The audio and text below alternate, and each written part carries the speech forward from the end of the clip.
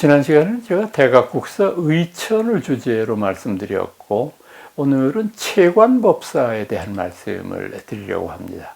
이 고려 초기 활동했던 매우 위대한 스님인데, 이분에 대한 자료는 의천에 비해 봤을 때는 거의 남아있지를 않습니다. 이분은 이제 천태종 계통의 스님이었는데, 아주 젊은 나이에 이제 그 중국으로 건너가서 중국 천태종의 여러 교학적인 업적들을 이룩한 인물로 알려져 있는데, 이분의 위대한 저술 가운데에서 오늘날까지도 많은 이들의 사랑을 받는 저술이 천태사교의라고 하는 책이 있습니다. 그래서 우선 이 천태사교의라고 하는 책의 중요성을 여러분들한테 말씀드리려고 합니다. 우선 이제 우리가 먼저 이 천태사교의의 중요성을 이해하기 위해서 알아야 되는 점은, 대장경이라고 하는 것의 수요가 방대하지 않습니까? 얼마나 많으면 8만 대장경이라고 부르겠습니까?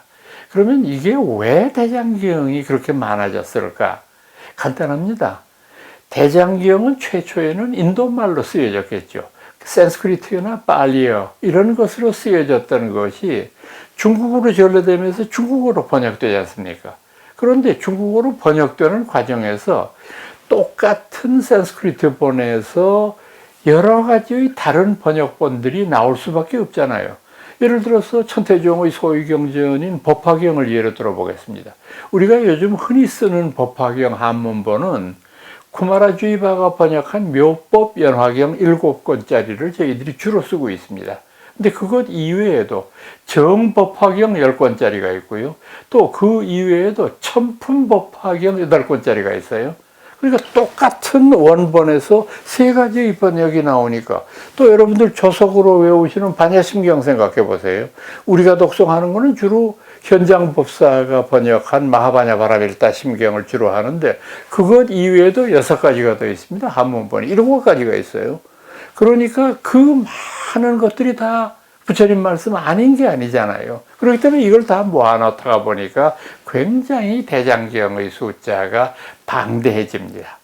이러다가 보니까 불교를 처음 공부하려고 하는 이들은 도대체 무엇부터 공부를 해야 될지 헷갈립니다. 도대체 알 수가 없는 상황으로 들어가게 됩니다. 이러다가 보니까 이런 대장경의 내용별 분류와 부처님이 깨달으신 직후부터 80세에 열반하시기까지 만 45년 동안에 언제 어느 날 어디에서 법문하신 거냐라고 하는 것을 최대한 추적하려고 하는 이런 학문이 중국에서 새로 등장을 합니다. 이걸 우리가 뭐라고 부르냐면 교상판석 이렇게 불러요. 그래서 교판 이렇게 이제 줄여서 말합니다. 교상, 부처님 가르침의 모습을 판단하고 해석한다. 이런 게 되니까 이게 굉장히 중요한 불교 입문의 계기가 되는 겁니다. 그런데 이걸 가장 객관적으로 거의 완벽할 정도로 이 교상판석을 정리해 놓은 책이 바로 채관법사의 천태사교예요.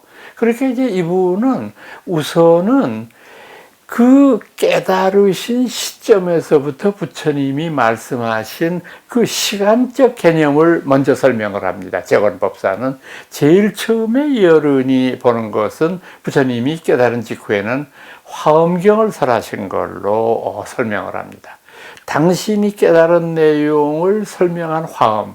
근데 이 화엄의 교의가 너무 어려워요. 그리고 처음에 이분이 깨달은 내용을 정리한 것이기 때문에 더 어려울 수밖에 없죠. 그래서 부처님이 다음번에는 내가 깨달은 이 내용을 그대로 설명해서는 안 되겠구나 해서 두 번째로 이분이 설명했던 것이 뭐냐 하면은 바로 녹원에서 했던, 그러니까 이제 그 사르나스라고 부르는 녹야원에서 설법했던 사제팔정도 12년의 법문을 설명하신 걸로 이해를 합니다. 그 다음에 세 번째로는 결국 이분이 그 사제팔정도의 법문 다음에 설명할 부분은 뭐냐면 반야공에 대한 부분입니다. 이 세상의 모든 것들은 영원할 수 없고, 영원할 수 없기 때문에 이 세상의 어떤 것에도 집착해서는 안 된다고 하는 반야사상을 설명하셨다. 네 번째 마지막으로는 이분이 그런 것들을 바탕으로 해서 법화의 가르침, 법화의 가르침의 핵심은 회삼귀일 아닙니까? 중생이 어떤 경우든지 성문연각 보살이라고 부르는 세 가지 종류의 수행자들이 일승으로 회양돼야 되겠다라고 하는 것을 주장하는 것이고, 또 그런 삼승이 일승으로 회양한다는 의미에서 법화불교는 일승을 추구하는 종교라고 말할 수 있는 거죠. 또 법화경의 장점은 일체 중생 시류불성, 이 세상의 모든 생명이 있는 것들은 다 부처의 자격을 가지고 있는 것이다 라고 하는 그런 선언들, 이런 것들이 그분이 최종적으로 말씀하신 것다. 이것이 부처님의 깨달음 이후의 설법의 순서라고 설명을 했고, 그 다음에 이제 내용별의 분류입니다. 내용별로는 이분이 부처님 가르침에 물론 뭐 높낮이가 있을 수가 없겠죠. 부처님 가르침에 어디 높은 데가 있고 낮은 데가 있겠습니까? 부처님은 한음성으로 말씀하셨지만 듣는 이들의 근기는 천차만별이에요. 그러니까 당연히 우리는 부처님 가르침을 배우는데 낮은 단계에서부터 윗단계까지 이해해야 되겠죠. 그래서 이것을 천태사교에서는 뭐라고 불렀느냐 하면 장통별원 이렇게 불렀어요. 장통별원이라고 하는 것은 처음에 장, 이거는 앞서 말씀드렸던 녹야원의 설법이 가장 불교의 교리 가운데는 초기에 해당하는 것이다. 그러니까 이 장이라고 하는 것은 핵심이 사제팔정도 12년 그리고 윤회, 업과 윤회에 관련되는 것, 이와 같은 모든 교설들은 전부 장에 해당합니다. 이 장이라고 하는 것은 이 세상의 어떤 것이건 간에 인과를 벗어나는 것은 없다. 또 이 세상에 살고 있는 모든 생명들은 결국은 이 인과의 법망에서 벗어날 수 없기 때문에 윤회의 실존을 살 수밖에 없다라고 하는 것을 주장하는 가장 초보적인 가르침이라는 거죠. 이것이 장이고, 그 다음에 통이라는 건 뭐냐면, 장을 넘어선 단계는 뭐냐면 앞서 말씀드렸던 반야 공관을 의미합니다. 이 세상의 어떤 것이건 간에 영원할 수 없다. 그래서 반야사상에서는 무슨 얘기를 합니까? 공에는 세 가지가 있다. 아공, 법공, 공공. 나라고 하는 존재는 영원할 수 없고, 나만 그런 것이 아니라 이 세상에 존재하는 모든 삼라만상이 전부 다 공이고, 제일 마지막으로는 공도 또한 공한 것이다. 만약 모든 것이 허무하다는 그런 집착에 빠져 있다고 한다면 그것은 공에 집착한 것 이외에는 아무것도 아니죠. 모든 것이 공이라면 공이라는 생각도 공해야 되는 거죠. 그래서 공공 이렇게 말씀하셨던 거죠. 이 삼공의 바다를 말씀하시는 것이 두 번째의 통이다. 세 번째는 별이다. 별은 이제는 각자가 불교 공부를 거기까지 했으니까 각자의 근기에 맞춰서 조금 더 높은 곳으로 올라가야 되는데, 그 높은 것이 화엄입니다. 화엄이라고 부르는 불교는 불교의 방대무변한 우주관을 말해주는 그런 부처님 가르침이라고 이해되고 있고, 동시에 유심사상의 백미죠. 여러분들이 불교 공부를 안 하셔도 불교의 법어 가운데 늘 입버릇처럼 외우시는 말씀이 있죠. 일체유심조. 모든 것은 마음이 정하는 거다. 이게 바로 화엄경의 법문이거든요. 화엄경의 주전부인 비로자나 부처님은 바로 법신의 화현입니다.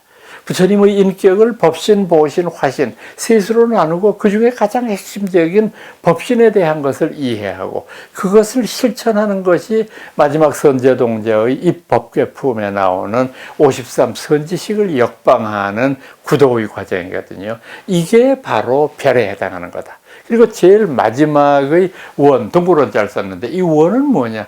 법화다. 이렇게 본 거죠. 법화라고 하는 것은 위아래를 막론하고 모든 중생들을 다 포화할 수 있는 가장 완벽한 가르침이기 때문이다. 그래서 이 장통별론에 대한 내용별 분류에 이르기까지 그야 말마따나 우리 불교의 방대한 사상 체계를 가장 핵심적으로 정리한 위대한 저술입니다. 우리나라에서 오늘은 아직 그런 경우를 보지 못했는데, 제가 일본에 가서 보니까 대부분 그 일본의 법문학부나 불교학부 같은 데서 보니까 1학년 학생들 들어오면 제일 먼저 가르치는 게 채관법사의 천태사교예요. 이걸 많이 이제 그 익숙하게 거기에 이제 경도하게 되면, 거기에 물들게 되면은 불교의 선후를 대략 짐작할 수 있기 때문이죠. 그래서 여러분들도 불교 공부하실 때에는 제가 오늘 말씀드린 그런 주제별에 따른 공부를 거듭하시면 반드시 높은 경지에 이르실 수 있는 그런 계기가 되리라고 생각합니다. 오늘은 채관법사의 천태사교의에 대한 말씀을 드렸습니다.